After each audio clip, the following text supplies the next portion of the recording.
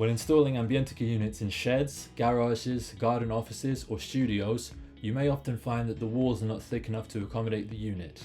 For this, we have the thin wall spacer. The minimum installation depth for an Ambientika unit is 250 mm. As long as the wall is at least 150 mm thick, a wall spacer can make up the overall minimum depth. First, calculate which size spacer you need. They are available in two lengths, 50 mm and 100 mm.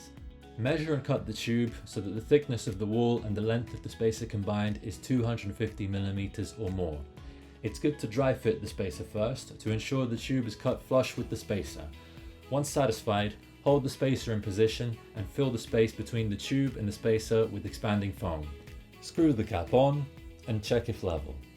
Once the spacer has been fitted, take the Ambientika unit's external cover and screw its base plate onto the cap of the spacer.